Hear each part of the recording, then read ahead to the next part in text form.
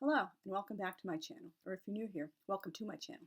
Today I am going to be discussing the classic book Siddhartha by my second favorite writer, Hermann Hesse, whom I absolutely just love. This is actually a sneak preview of a blog post which is going to go live in November. 2022 is the book's 100th birthday, which is like really, really awesome. It was first published in 1922, and now I first read the book sometime in the spring of 2002 when I was 22 years old, and it's like just so wonderful to revisit it so many years later. Every time I reread one of Hermann Hesse's novels, it's like going on that journey all over again. And his books just they mean different things to me at different times in my life. It's just so special to have a favorite writer like that who's been with you since you were like so young, and you kind of like grow and mature and stuff with that writer over time. And this is a fairly new translation which I read by Joachim Neugroschel. Sorry if I'm mangling the German. The one I originally read when I was 22 was the classic English translation by Hilda Rossner, which came out in 1951. I believe that was the first time Siddhartha had been translated into English. And so anyway, let's just get down with it. Like so many of Hermann Hesse's other novels, Siddhartha too is quite short, but it's anything but rushed, underdeveloped, and simplistic. Hesse was an absolute master at honing in on major, big-picture events and transforming them into profound episodes that feel much longer, and pulling the reader right into the story as though she or he is personally experiencing it right alongside the protagonist. His novels wouldn't feel the same if he fleshed out all the events between the episodes he chose to focus on. The books would be far longer, but they wouldn't have the same impact. And actually, his longest novel by far, The Glass Bead Game, his final novel, that's the one I hated the most. It was the only one. It was like boring and a total chore and a slog to get through because he seemed just so out of his league writing a novel over 400 pages long. He was just the master at ones that were like closer to novella length than actual novel lengths. And we should all know our strengths and weaknesses and stuff, and that's one of his strengths, was like very, very short novels.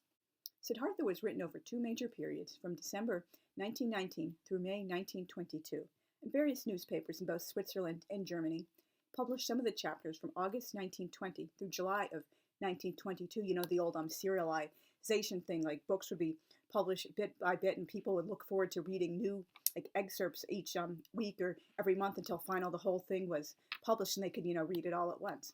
The complete novel was published in October 1922, and I'm sorry I was unable to find a publication date for it. In ancient Nepal's kingdom of Kapilavastu, a much beloved, spiritually inclined young man named Siddhartha longs to leave home, to forge his own path to enlightenment, try to figure out the mysteries of the universe, and learn as much as he can about all things spiritual and religious. Towards this end, he begs his father to let him join the samanas, ascetic sages, in the woods, and the actual word for them in the ancient Sanskrit is shramana. Siddhartha's father, a Brahmin, who is, if you don't know, the Brahmins are the highest of the caste members in India, which unfortunately the caste system continues to this day, despite like efforts to reform it and like completely dismantle it. And so he feels it beneath himself to speak angry and violent words, but he is nevertheless extremely indignant to hear this request, particularly from his son, whom he loves so much and expects all these like wonderful, great things, that particularly absolute loyalty, obedience to his family. That's like one of the great virtues prized in India to this day, like loyalty and obedience and duty, particularly like obeying your parents no matter what they tell you to do. However, Siddhartha won't be deterred that easily and remains standing in the same place in the house through the entire rest of the day and all of the night. Finally, Siddhartha's father realizes his mind is made up, that he is already mentally gone, he's far away. He gives his blessing for Siddhartha to leave with his best friend Govinda, and Govinda is a major character throughout the book, even though he's like not in every single chapter. Siddhartha is like a sponge, soaking up all the wisdom from the samanas, learning how to live with barely any possessions and no money. But as much as he is spiritually growing, Siddhartha still feels like he's missing out on other important lessons, and wonders if perhaps no one will ever reach nirvana, since they're just going around in a circle instead of ascending upwards. And this is just like something really, really pressing on his mind, like wanting to find the absolute truth and wondering if maybe Hinduism, obviously the religion is never specifically named, but he's obviously a Hindu, and he's just wondering if maybe there's more to life than this, or there can be some like modifications, or I can find my own unique path within Hinduism or outside of Hinduism, but still like inspired by what I was raised with. One day, the illustrious Buddha, Siddhartha Gautama, comes through town, and Siddhartha and Govinda eagerly, reverently go to meet him. Govinda is so inspired by Buddha's teachings. He decides to become one of Buddha's monks, and this is like something that makes him happy and spiritually fulfilled throughout the rest of his life. He's, like just a a monk for life after he gets like all spiritually fired up by Buddha and decides to join the ranks. Govinda doesn't want to lose his oldest and dearest friend and begs Siddhartha to join him in becoming a Buddhist.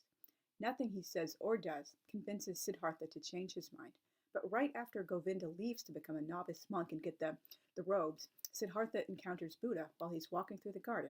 Siddhartha showers Buddha with loving, respectful words, highly praising his Four Noble Truths, Noble Eightfold Path to Enlightenment, Middle Way, and other key philosophical teachings. And obviously the purview of like Buddhist theology is like way beyond this review, so I'm obviously not going to go into detail about all that. You can obviously look that up like many places online if you're interested in more details about Buddhism. With the utmost respect, Siddhartha says he's afraid if he becomes a monk, Buddha's teachings and his love for Buddha will become his ego and a new idol to worship. He's also determined to find his own unique path to enlightenment. And Buddha thinks like, oh, young man, you're like very wise. I hope you know what you're doing, but I totally believe in you. Like I give you my blessing to go off and find your own path. Siddhartha wanders alone through the forest for a while and begins a new chapter of his life when he takes a ferry across the river into a town which very much appeals to him. In this town, he meets a beautiful courtesan named Kamala, who promises to teach him the art of pleasure once he smells sweet, shaves, cuts his hair, wears nice clothes and shoes, and has money. Siddhartha eagerly obeys these commands and soon reinvents himself as a very successful merchant under the tutelage of Kamaswami. For many years, Siddhartha lives in Kamaswami's mansion and becomes his second in command in the business. Though Siddhartha isn't a naturally inclined businessman, and he cares less about things like rice, wool, or even money, he has a lucky touch, is eager to learn all he can, and cares about his customers and clients on a personal level. There's one time Kamaswami gets really annoyed at Siddhartha because he was supposed to go into another town to buy a large rice crop, but the time he arrived, the rice had already been sold to another merchant, and Siddhartha's like, oh, this is cool, I can just hang out here for a couple of days and observe the people. And so he's like, distributing coins to the children. He attends a wedding, like, just talks to people, like tells them stories, just becomes friends with them. And like when he comes back, Kamaswami's like, dude, why were you wasting all this time in this town when we couldn't even do business there? And he's like, oh, I didn't care about that. I just wanted to like become friends with the people and get more experiences for my journey throughout life. I just, love everything I experienced like that. Siddhartha also becomes Kamala's lover and learns all about sensuality, love, and pleasure from her. And if you're wondering, there are no sex scenes in the book. Obviously, it's obvious what they're doing, but there's no actually like graphic language or like explicit sex scenes. It's just like, like vaguely, sweetly hinted at with certain language like that. So don't worry if you're the kind of person who like gets really like squeamish and annoyed if a book isn't G-rated. After 20 years, Siddhartha tires of this superficial city life and hectic rat race and decides to return to the forest. He contemplates suicide by the river, but is pulled back to the desire to live by the holy sound of Om. Siddhartha then falls into deep sleep, which powerfully reinvigorates him. When he awakens, he finds Govinda, who doesn't recognize him after so many years, with such a changed appearance. Govinda is overjoyed when his old friend reveals himself. Even if they can't be together for very long, he has to, get back on his own way, and like Siddhartha is going a different, separate way, but they vow to like still remain friends and like love one another and pray for one another and such like that. Siddhartha decides to spend the rest of his life by the river, which he loves and adopts as a teacher whom he feels he can learn all these wonderful, special, like meaningful, valuable lessons from. His prayers come true when he meets the same old ferryman, Vasudeva, who joyously welcomes his friend and invites him to come live alongside him, like plant rice together, eat together, just do all these wonderful things, work the ferry, and it's just a wonderful, simple, like happy, exciting, spiritually fulfilling life for them. And Vasudeva becomes his guru, his master, and obviously like the river is the ultimate master as well. Through constant communion with the all-knowing, soul-penetrating river and all the experiences he has had throughout his life and continues to have after coming to the river, Siddhartha finally reaches his own personal enlightenment, and he also has a few other future encounters with Govinda and Kamala, as well as some like other unexpected people, but I'm obviously not going to give away the plot of the entire book, like load it with spoilers. You have to read that for yourself, but it's just such a beautiful, like lyrical book, and it's just so absolutely moving. And you might be surprised if you like longer novels and you're thinking, oh, this book isn't even 200 pages long. How could it be that, like moving and profound and such? But Hesse was an absolute master. I know I sound like a broken record, but he just like did so much with the few words he was like best at working with, and he just makes you feel like this is like such an intense journey. It might as well be like a 500-page novel. It just like pulls you right in.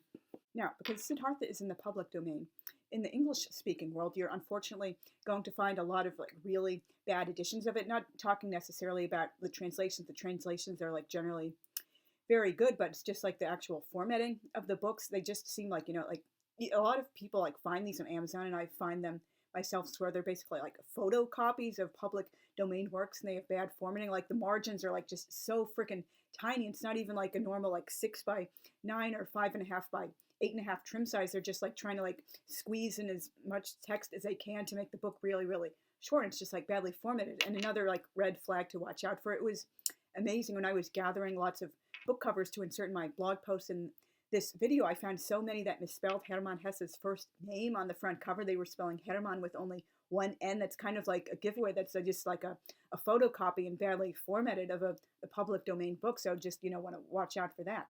Now, there's also a very, very beautiful song called The Ferryman, which is obviously based on Siddhartha on Pete Townshend's 1987 album, Another Scoop, which is full of demos and like rejects and just like leftover odds and sods and such like that. It's the second to last song on the album. It's just like so beautiful and moving. It was written for a 1976 play based on Siddhartha, and it's a combination of like spoken poetry and actual music, and there's obviously beautiful music. I'm gonna leave a link to it down below. I absolutely love Pete's voice. He was at the top of his game, like back in like the 60s, 70s, 80s, and 90s. I just can't say enough about how much I absolutely love Pete. He's my absolute favorite member of the Who.